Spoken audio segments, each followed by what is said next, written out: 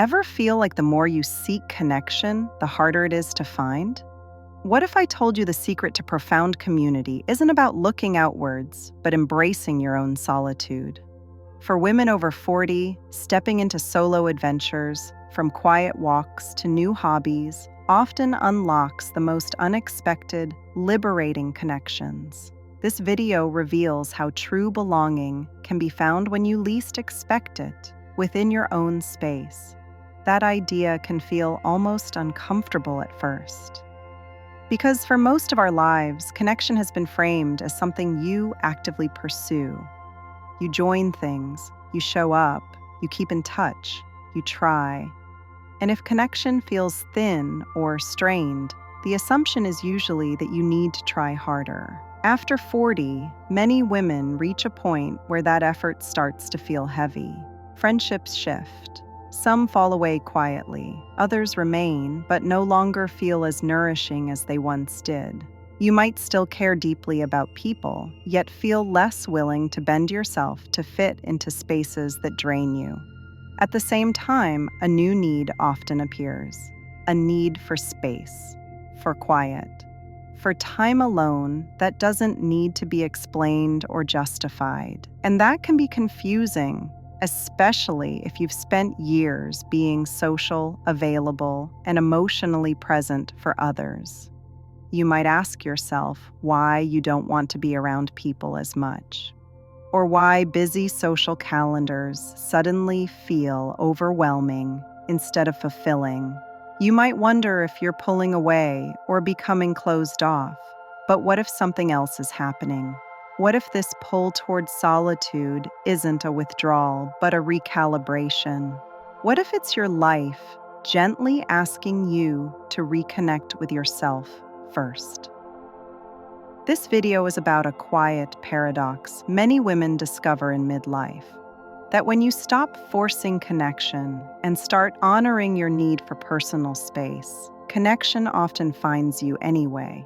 Not in loud, obvious ways, but in small, surprising moments that feel more real than anything you planned.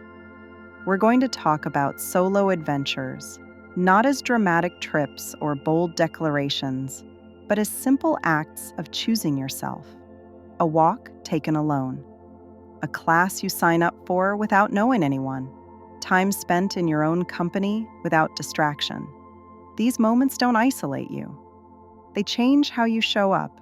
They soften you, ground you, make you more open in ways that don't feel effortful. If you've been craving deeper connection but feel tired of searching for it, this conversation is for you.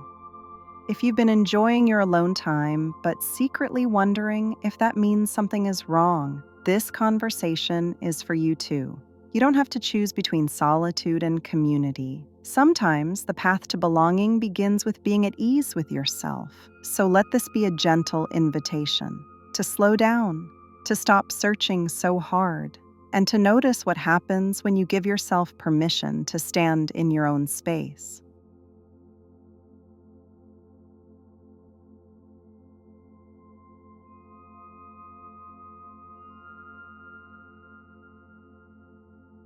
For many women over 40, being alone still carries an uncomfortable charge. Even if you enjoy your own company, there can be a lingering belief that too much solitude is a problem, that it signals loneliness or failure or a life that somehow didn't turn out the way it was supposed to. That belief runs deep, especially for women who've spent years being needed, being the one who shows up, the one who remembers birthdays, the one who keeps relationships alive. When that role eases, solitude can feel unfamiliar, even unsettling. You might notice it in small moments, sitting alone in a cafe and wondering if you look awkward, walking without headphones and feeling exposed to your own thoughts, having a free evening and immediately reaching for something to fill it. Solitude has been framed as absence, but it's not. It's presence. Reclaiming time alone after 40 often begins with a shift in how you see it. Instead of leftover time, it becomes chosen time. Time that belongs to you without explanation, without productivity, without performance. A quiet walk is a good example. Not power walking, not tracking steps, just walking. At first, your mind might feel restless. You replay conversations, make mental lists, worry about things you can't fix. Then, slowly, something changes. You start noticing the world again, the sound of leaves, the way light hits a building, the rhythm of your own breath, and in that space, your thoughts begin to settle. Solitude gives you access to yourself, not the version shaped by expectations, but the one that exists underneath. Your preferences, your moods, your real energy levels. When you spend time alone in a way that feels nourishing, you begin to trust yourself more. You stop outsourcing your sense of belonging. You stop needing constant reassurance that you're okay. And that inner steadiness changes how you connect with others. You show up with less urgency, less need to impress or be understood. You listen more openly. You speak more honestly. You don't grasp for connection, and that makes space for it to grow naturally. People can feel the difference. Solitude also loosens old social rules, the pressure to always be agreeable, the habit of shrinking, the reflex to fill silence. When you're comfortable with yourself, you don't rush to fill space, and that often invites others to meet you more authentically. Being alone doesn't mean you stop wanting connection. It means you stop chasing it from a place of emptiness. Solitude becomes a place where you refill, where you remember who you are. And from that place, connection stops feeling scarce. It begins to feel possible again.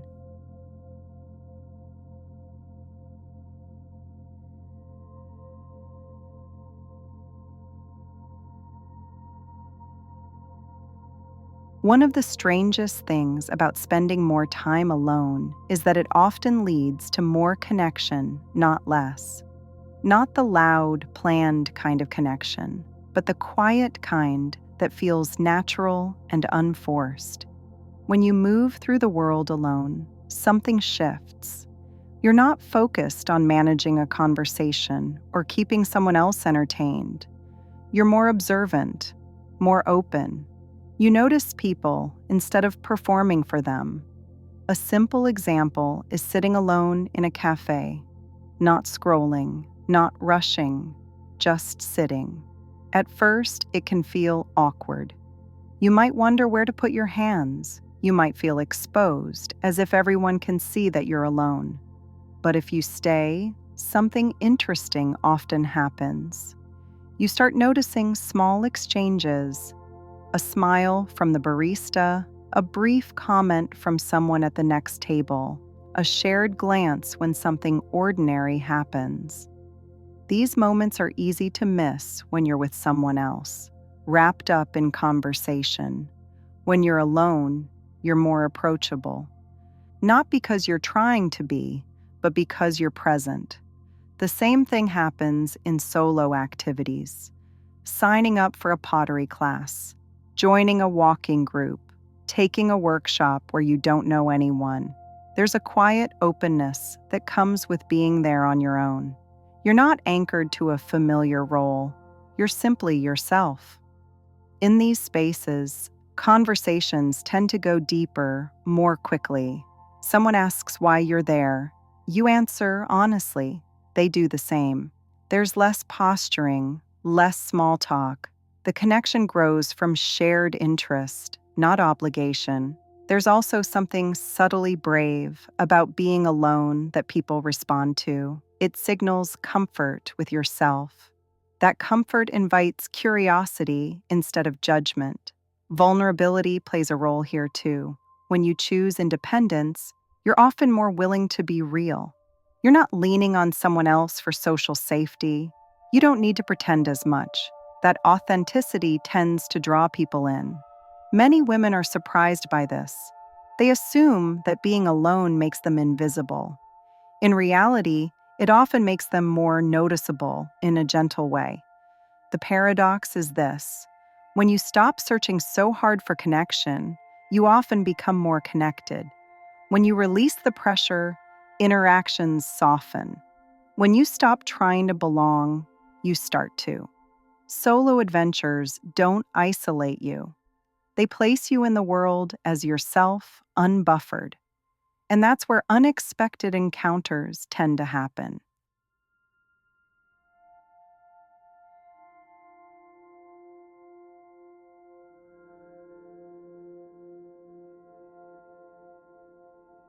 For a long time, community was defined by proximity: family, neighbors, coworkers, school connections. Over time, many of those structures change.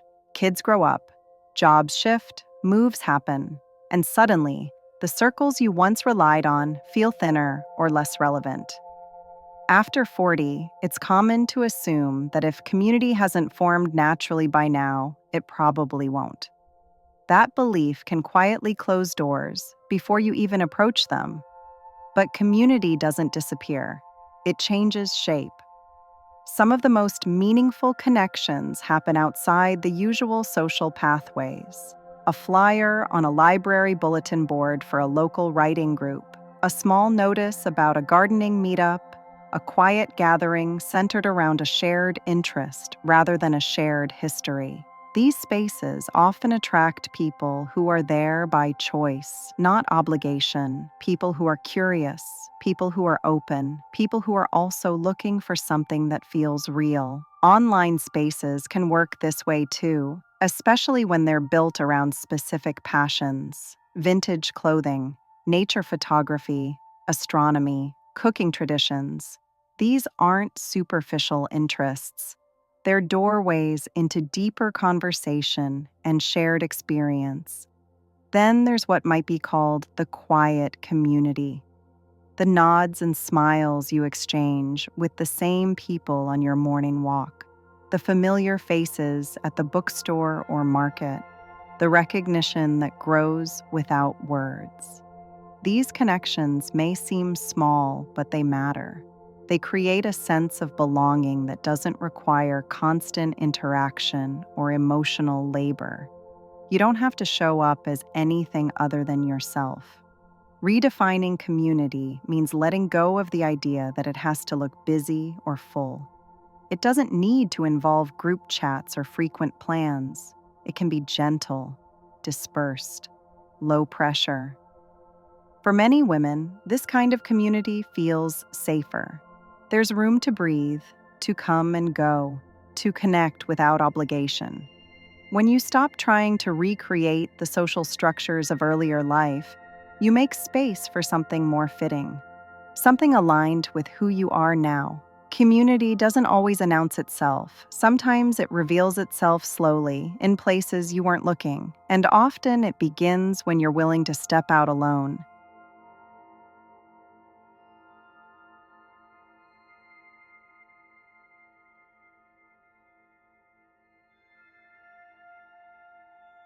One of the quiet gifts of finding connection through solo experiences is how easily shared wisdom begins to flow. Not in a formal way, not as advice being handed down, but in those small moments when someone says something and you think, "Oh, you too." It often starts casually.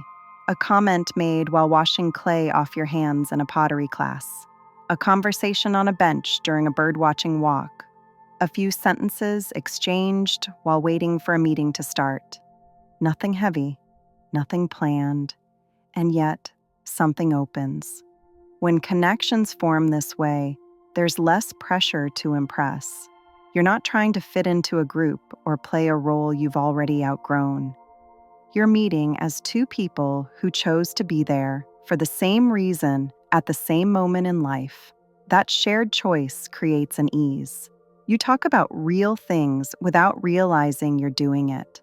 Someone mentions changing careers later in life. Someone else admits they felt lonely after their kids left home. You find yourself saying things you don't usually say out loud. These moments feel different from traditional socializing. There's no expectation to maintain the connection in a specific way. No pressure to text regularly or make plans. The exchange itself is enough. What's being shared isn't just stories, it's perspective, a sense of being seen without needing to explain your entire life, a recognition that other women are navigating similar shifts, even if their circumstances look different. There's also a freedom that comes with this kind of connection. Because it's not tied to obligation, it feels lighter. You don't have to show up polished or upbeat. You can be quiet, thoughtful, honest. Shared wisdom often shows up in unexpected phrases. You hear someone say something, and it stays with you. Not because it's profound, but because it reflects something you've been feeling but couldn't articulate. These exchanges can be brief, yet meaningful. They remind you that you're not strange for wanting space, or growth, or something that doesn't quite fit into the life you've been living. There's comfort in realizing that others are learning as they go too, that no one has everything figured out, that uncertainty is part of the process, not a personal failure. What makes these moments special is that they don't ask anything from you. They don't demand energy or follow up. They simply exist, and they leave you a little steadier than before. Shared wisdom doesn't require deep friendship to be valuable. Sometimes it's enough to cross paths, exchange a truth, and move on with a sense of quiet reassurance. And those moments tend to happen more easily when you give yourself permission to move through the world on your own terms.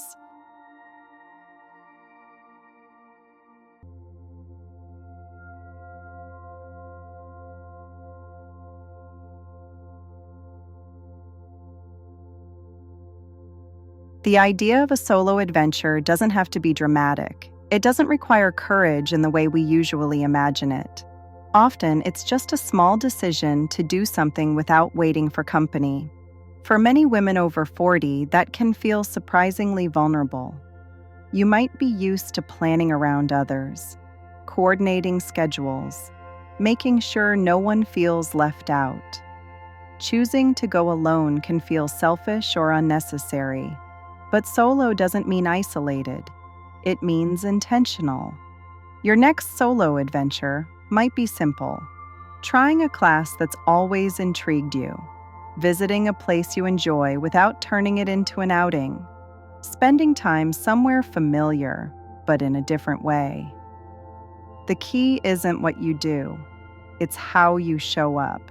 Without distraction, without performing, without trying to turn the experience into something productive or impressive.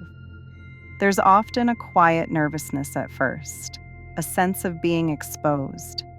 But if you stay with it, that feeling usually softens. You settle into yourself. You relax. And that's when something shifts. When you move through the world like this, you tend to notice people more. And they notice you. Not because you're trying to connect, but because you're open. You might strike up a conversation without intending to, or simply share a moment of recognition with someone who's on a similar path. These interactions don't need to lead anywhere to be meaningful. What's surprising is how these small moments can ripple outward. One solo choice leads to another. One comfortable experience builds confidence for the next. Over time, your world expands, not through effort, but through ease. There's also something quietly inspiring about choosing yourself. Other women notice it. They see you attending things on your own, exploring, trying, and it gives them permission to do the same. You don't have to label this as growth or reinvention. It's simply listening to what feels right now. Your solo journey doesn't pull you away from community. It often leads you toward it in ways that feel more aligned and less forced. And you don't need to plan it all at once. Just one step, one choice, one small adventure. The connections that follow may surprise you, not because you went looking for them, but because you made space for them to appear.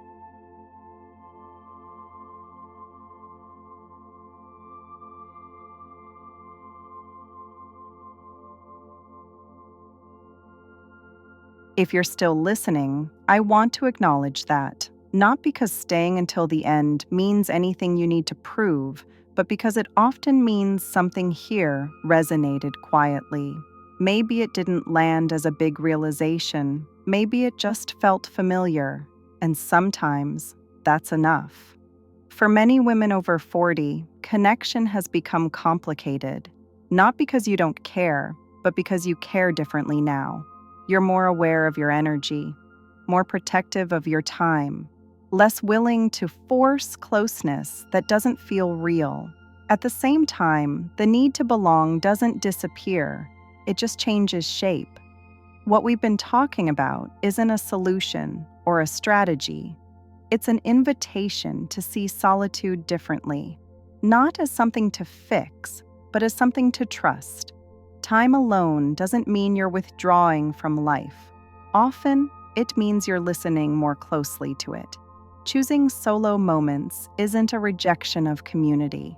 It's a way of meeting yourself honestly, without noise. And when you do that, you tend to move through the world with a different kind of presence, quieter, more grounded, less hungry for approval. That presence is often what draws connection in. Not because you're trying to attract it, but because you're no longer chasing it. If you felt pressure to be more social, more available, more connected than you actually feel, it's okay to let that pressure ease. You're allowed to take space. You're allowed to enjoy your own company. You're allowed to choose depth over volume. Community doesn't always look like full calendars or constant interaction. Sometimes it looks like brief conversations that stay with you, familiar faces you recognize without needing to know their whole story, moments of shared understanding that don't require maintenance. These forms of connection are just as real, often more so. You don't need to overhaul your life to find them. You don't need to become someone new. You just need to allow yourself to move through your days with a little more openness and a little less urgency. If there's one thing to carry with you from this conversation, let it be this. You don't have to search so hard. Belonging doesn't always come from effort. Sometimes it comes from presence, from being willing to stand in your own space and see what meets you there. Your solo moments matter. They're not empty. They're not wasted. They're often where clarity forms, where confidence grows, and where connection quietly begins. And if you're in a season where solitude feels more comfortable than crowds, that doesn't mean something is missing. It may mean something is settling. You're not doing life wrong because you enjoy your own company. You're not behind because your social world looks different than it once did. You're simply responding to who you are now. Let that be okay. And whenever you're ready, know this. Connection doesn't disappear when you stop chasing it. Sometimes it finally has room to arrive. Before you go, I want to invite you to join this community of women rediscovering themselves after 40. If you found comfort, clarity, or even just a moment of peace in this video, please subscribe. It helps this channel grow, and it helps more women find the support they deserve. And if you have a second, leave a like and a comment. I would love to hear what resonated with you the most. Thank you for being here. Truly.